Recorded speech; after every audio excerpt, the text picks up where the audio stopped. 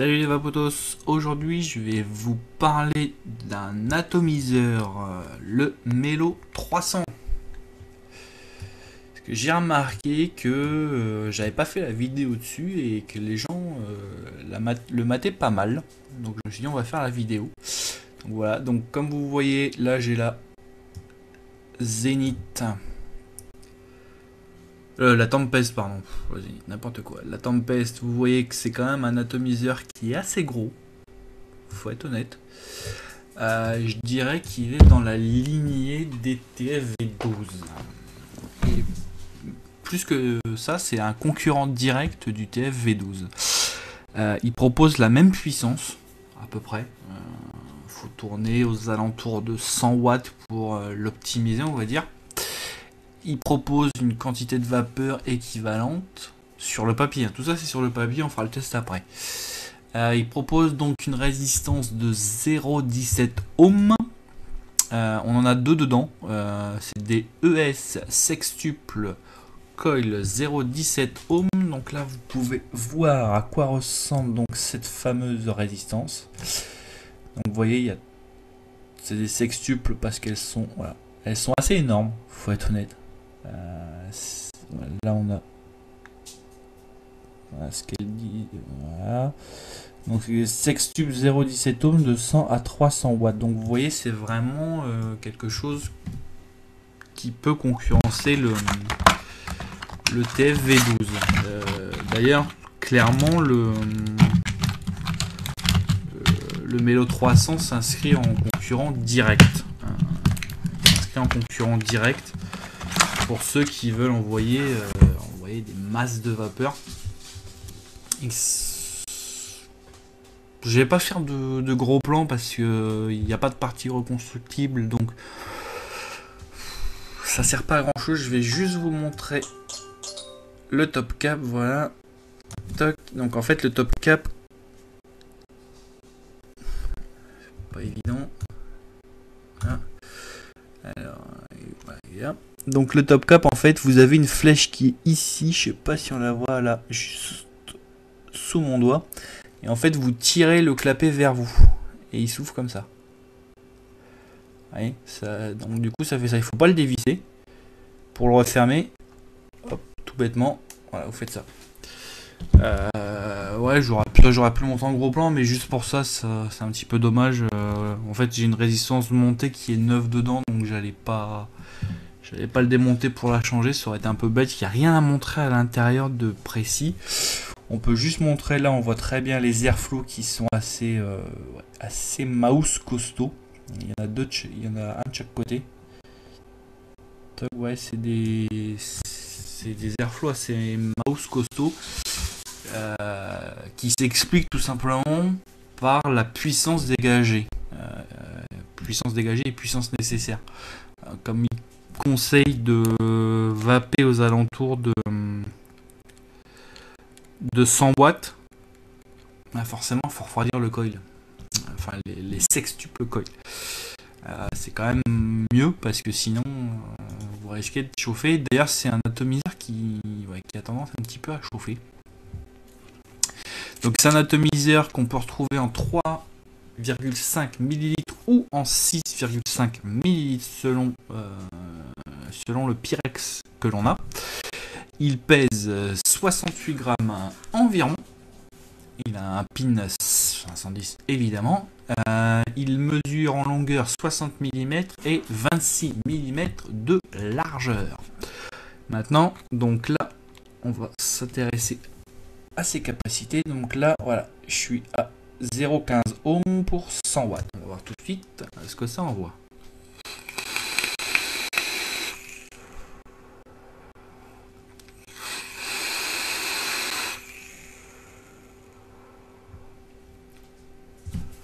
On se voit plus. Donc, comme vous le voyez, c'est un atomiseur qui est fait pour la vapeur. Clairement fait pour la vapeur. Il est clairement le concurrent du TFV12. D'ailleurs, il est sorti juste après le TFV12. Mais au lieu d'être proposé par Smoke, il est proposé par IF. Mais est-il un concurrent digne de ce nom? Bah, je dirais que plus que ça, il est même supérieur au TFV12. Alors déjà pour une chose, c'est sa cheminée. Voilà, hop. Sa cheminée est plus grande, elle est plus large, elle est plus agréable parce que le drip tip est plus long. Donc du coup, on a une arrivée massive de vapeur et ça, je trouve ça pas mal du tout. Parce que c'est clairement ce qu'il fallait pour ce genre d'atto.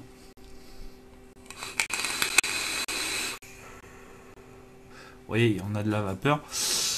Quand on envoie à 100 watts, il faut une cheminée qui soit capable de dégager cette vapeur. Donc là, le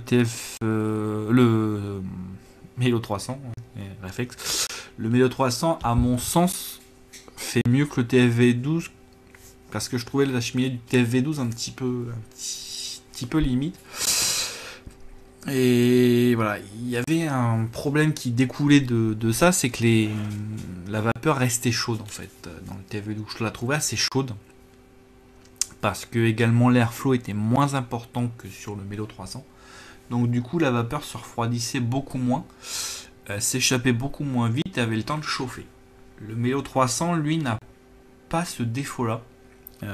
Ça, évidemment si on enchaîne les barres on va avoir de la vapeur chaude. Les coils se refroidissent pas énormément, enfin se refroidissent relativement vite, mais ouais, si on sonne 5, 6, 7 barres, ça va chauffer, on le sent. On sent que ça chauffe quand on touche le Pyrex, on sent que le Pyrex est un petit peu chaud.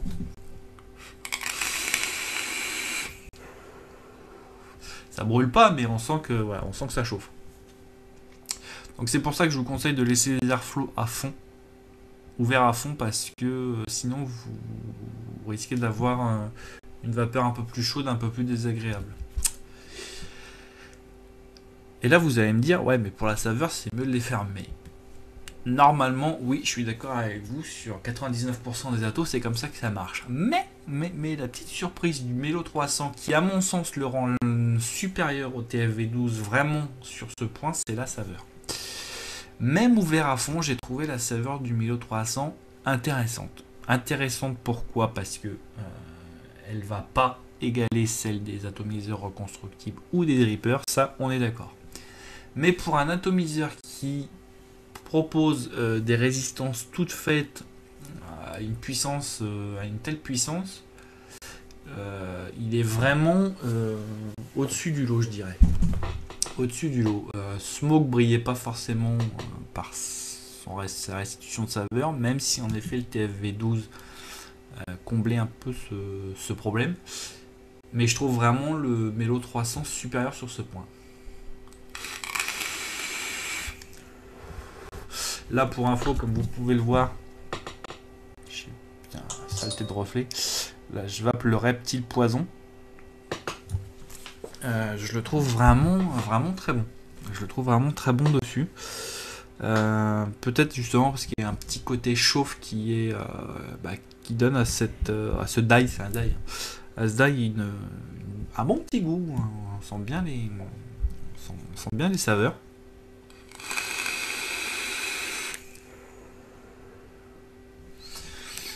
Franchement, niveau saveur, j'ai rien à lui reprocher de particulier. Encore une fois, même s'il ne va pas concurrencer les reconstructibles ou les drippers, niveau atomiseur tout fait, il tire son épingle du jeu.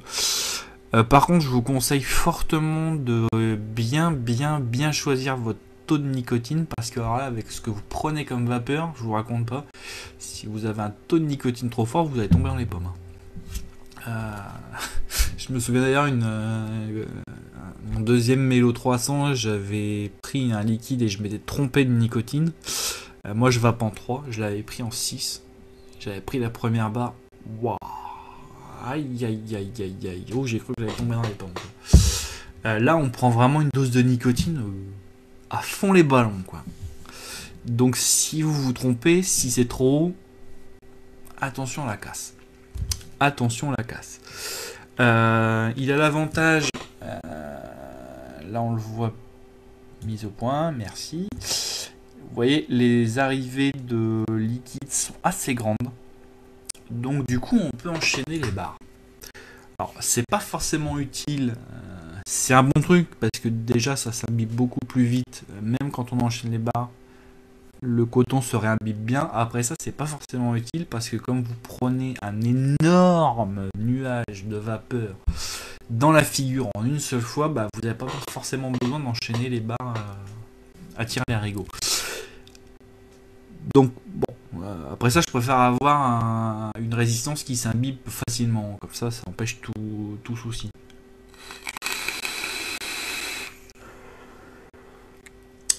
Alors, comme d'habitude, évidemment, je vous conseille, quand vous installez une nouvelle résistance, je vous conseille de mouiller l'intérieur de la résistance avec le liquide. Comme ça aide à l'imprégnation du coton. C'est plus simple. Voilà, donc après ça, j'ai pas grand chose à en dire. Il a une bonne taille, une bonne contenance. Préconiser le 6,5 ml parce que à 100 watts ça part vite. Le liquide part très vite. C'est vraiment un V12 américain qui consomme comme une bête, quoi. Donc vaut mieux préconiser le 6,5 pour pas être emmerdé. Le 3,5 me paraît un petit peu limite à ce niveau-là. Donc voilà, préconiser le 6,5 plutôt.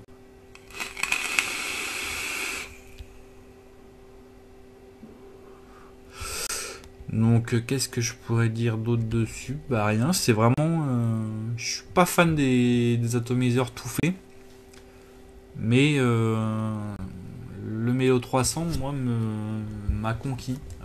Vraiment m'a conquis parce que, je vous dis, il propose des choses intéressantes. Il propose... voilà.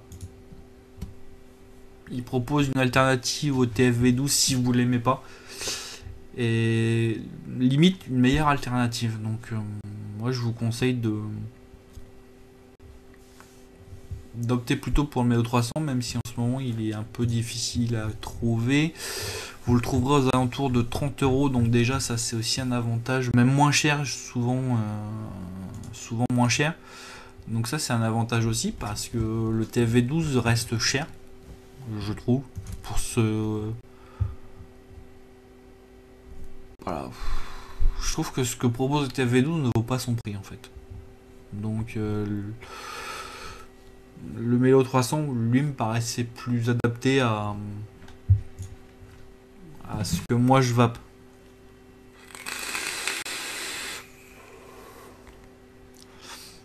Donc voilà, je le trouve aussi moins compliqué à démonter et tout ça que le TFV12. Voilà. Là le top cap toc toc, ouais, ça me paraît moins compliqué que le TFV12. Alors bien sûr c'est pas un atomiseur que je vais utiliser tous les jours, mais de temps en temps pour changer, pour envoyer surtout une bonne grosse dose de vapeur à l'ancienne, ça me plaît bien. Ça me plaît bien. J'aime bien l'utiliser le soir de temps en temps, avoir une bonne bouffée. C'est ce qu'il me faut.